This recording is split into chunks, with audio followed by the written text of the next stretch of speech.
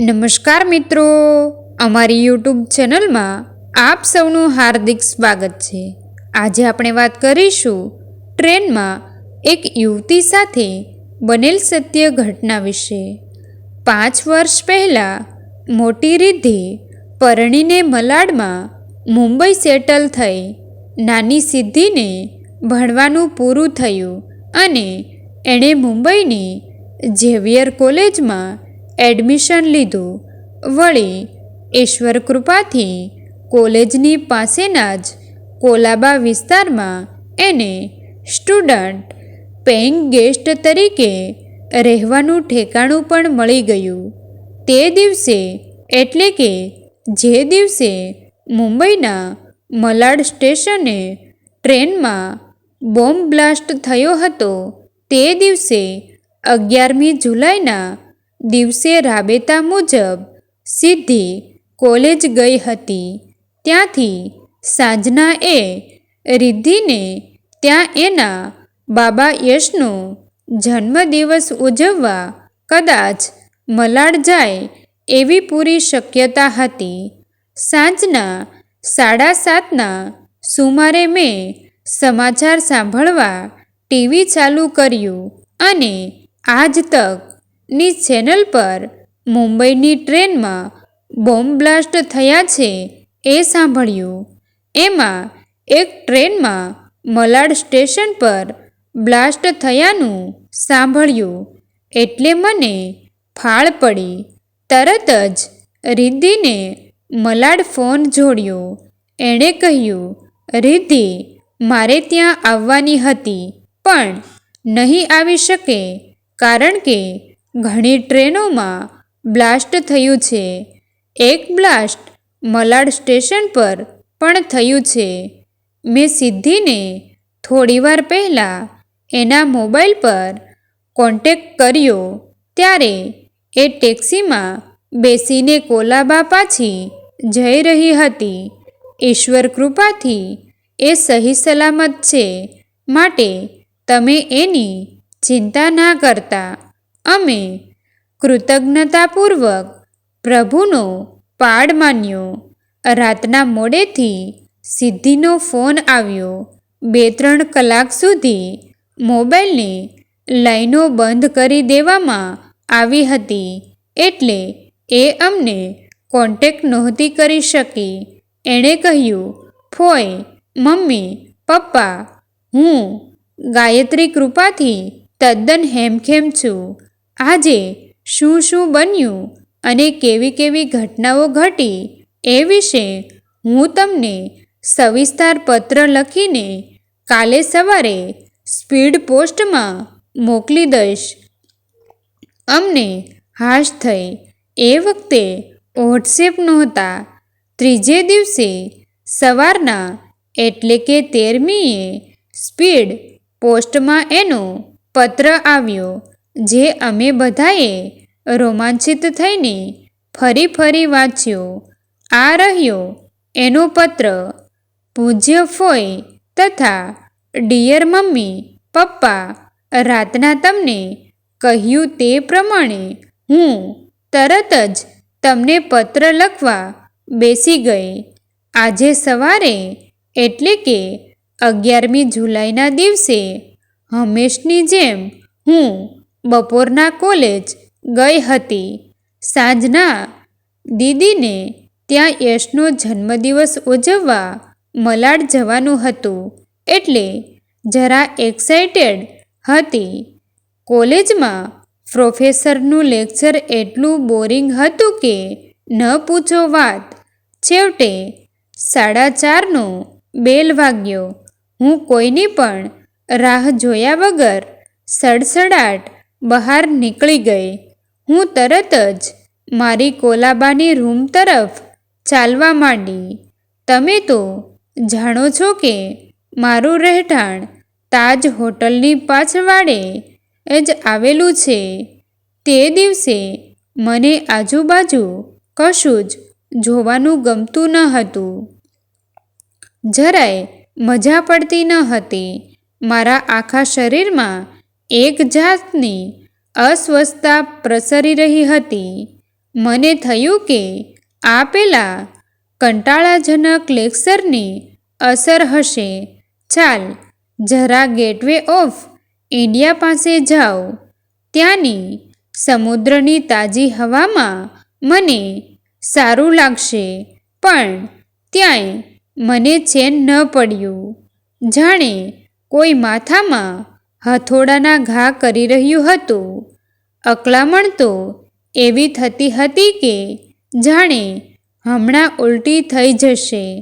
આવા કપરા સંજોગોમાં આપણા ઘરમાં નાનપણથી ગાયત્રી મંત્રનો જાપ કરવાનું શીખવવામાં આવ્યું છે. એટલે મેં આંખો મીચી દીધી અને મંત્ર જાપ કરવાનું શરૂ કરી દીધું. ઓમ ભૂર્ભુવસ્વઃ તત્સવિતુર્વરેણ્યમ ભર્ગો દેવસ્ય ધીમહિ ધિયો યો ન પ્રચોદયાય. દાદાજીએ આ મંત્રનો અર્થ મને સ્પષ્ટપણે સમજાવ્યો હતો. ગાયંત્રાયતે ઇતિ ગાયત્રી. જેનું ગાન કરવાથી રક્ષણ પ્રાપ્ત થાય છે તે ગાયત્રી. મને જરા ઠીક લાગ્યું.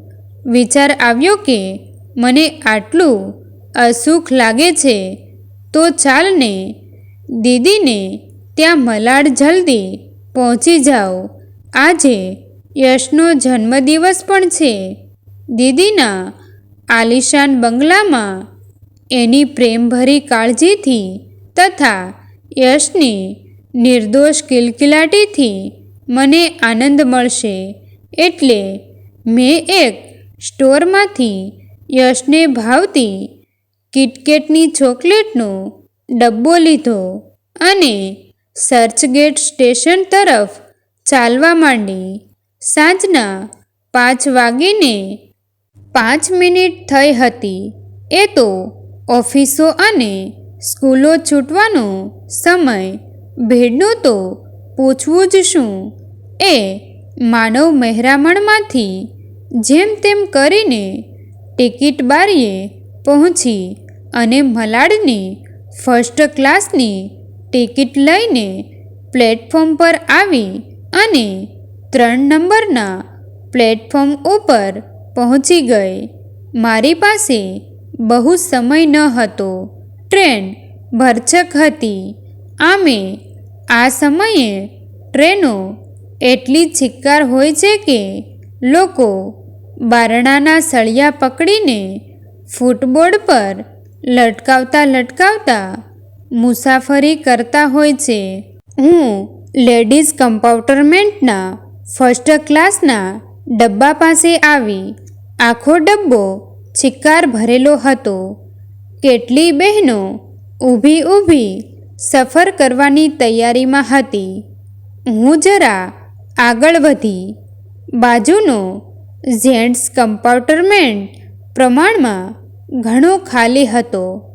હું એમાં ચઢી ગઈ અને બારી પાસેની એક સીટ પર ગોઠવાઈ ગઈ.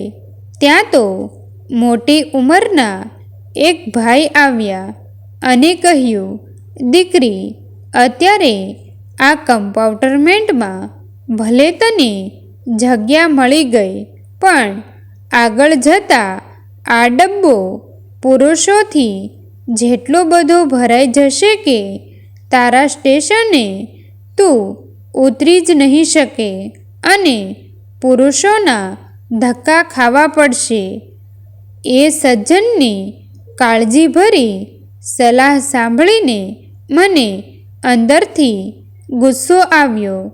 છતાંય કમને ઉઠીને જલ્દી બાજુવાળા લેડીઝ કમ્પાર્ટમેન્ટમાં જઈને જેમ તેમ કરીને એક ખૂણામાં ઊભી રહી.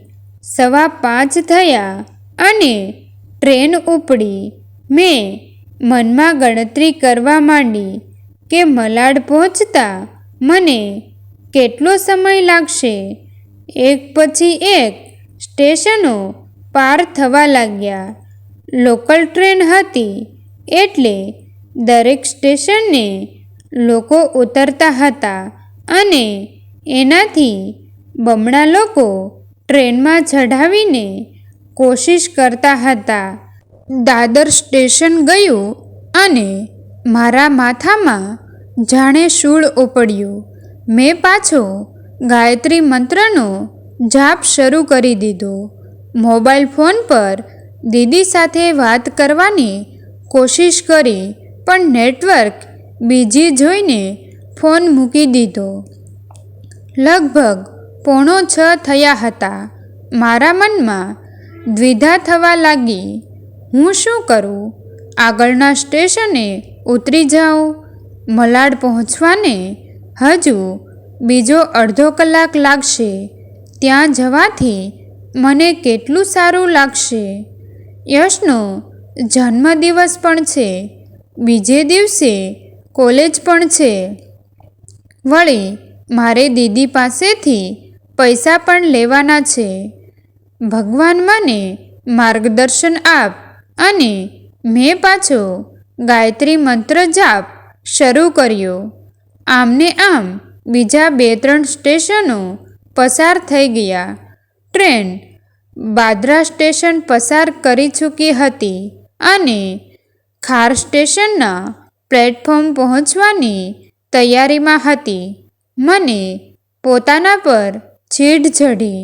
આમ તો હું મક્કમ સ્વભાવની અને જે ધાર્યું હોય તે કરીને જ જંપવાળી. મને સમજ ન પડી કે આવું કેમ થાય છે. મંત્ર જાપથી પણ મને કેમ શાંતિ મળતી નથી. આવી ડામડકોળ સ્થિતિમાં કેમ આવી પડું છું? ત્યાં તો ખાર સ્ટેશન આવ્યું અને ટ્રેન થોભતાં જ હું એમાંથી કૂદી પડી. જાણે કોઈ ભૂત પાછળ ન પડ્યું હોય. મને પોતાને જ પોતાના આવા વર્તન માટે નવાઈ લાગી. આવી અવ્યવસ્થા હાલતમાં હું કેટલીય વાર દીદીને ત્યાં મલાડ ગઈ હતી અને સાજી થઈને પાછી આવી હતી. આજે કેમ આમ? મને કોઈ કારણ જડતું ન હતું, પણ અંદરથી એવી સ્ફૂર્ણા થતી હતી કે પાછી ઘર ભેગી થઈ જાઉં. હું સ્ટેશનેથી બહાર નીકળી અને પસાર થતી એક ખાલી ટેક્સીમાં બેસી ગઈ. સાંજના 6:25 થયા હતા. ટેક્સીમાં મારો મોબાઈલ રણકવા લાગ્યો. દીદીને ખબર હતી કે હું એને ત્યાં જવાની હતી અને તે પણ ટ્રેનમાં જ. મેં મોબાઈલ કાને માંડ્યો ત્યાં તો દીદીનો ચિંતાતુર અવાજ સંભળાયો. સિદ્ધિ, તું ક્યાં છો?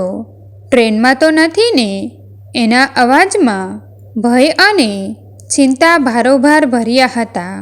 મેં તરત જ જવાબ આપ્યો, ના દીદી, હું ટેક્સીમાં છું. કોલાબા પાછી જઈ રહી છું. સારું થયું હમણાં જ સમાચાર સાંભળ્યા કે મલાડ સ્ટેશન પર ટ્રેનમાં બોમ્બ વિસ્ફોટ થયો છે. એનો અવાજ તરડાઈ ગયો અને સંભળાતો બંધ થઈ ગયો. હું ડઘાઈ ગઈ. મારી આંખે અંધારા આવ્યા. મને કંઈ જ સમજ નહોતી પડતી.